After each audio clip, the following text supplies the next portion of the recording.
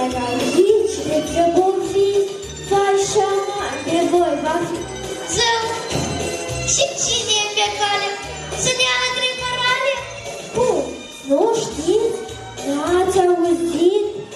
E un uriaș cumplit, de pe altfel a venit, l-a cădat și pe Jolie. Și pe acolo, și pe aici, îi zătlește pe pitin. E un meseriat, nu glumă. Și ce facem noi acum? Ne unim cu mic și mare și stăm zi de apărare. Să jurăm deci cu tărie că vom ține piept Turciei. Jurăm, jurăm, jurăm, de vrăjmași să-i înfruntăm. Raiul să-i apărăm.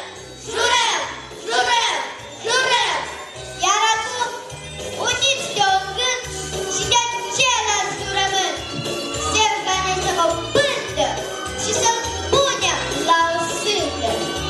Urco, Manco, n-așteptați la intrare pe postaci. Urașul de apare nu-și fac calci de picioare. Iar noi, cât ai clipi, drept în spate vom sări.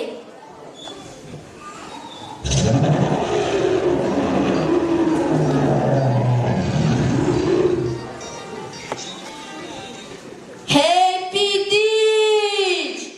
Gâgănici!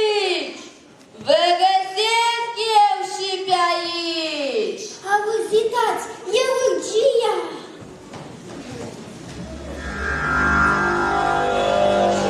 Vă sugru!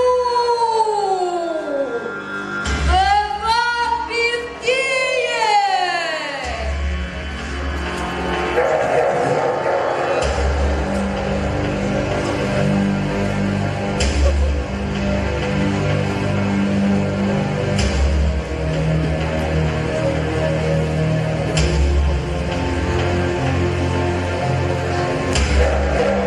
Aoleu!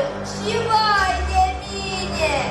Iată, mor prințeși străine!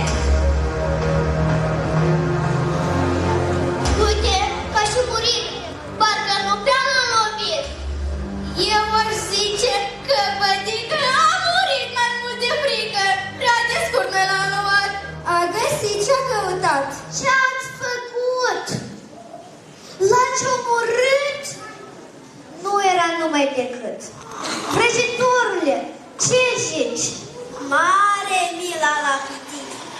Talismanul meu se știe, pe oricine îl învie.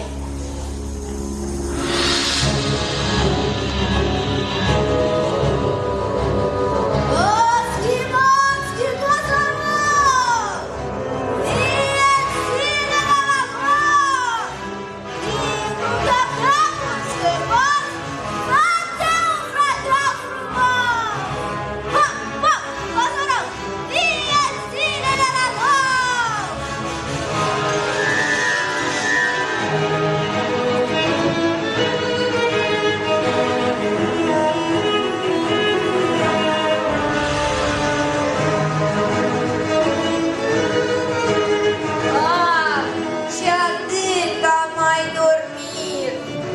Oare cum de m-am trezit? Păi, dormeai din vechi cu șteam, dacă nu te înviam.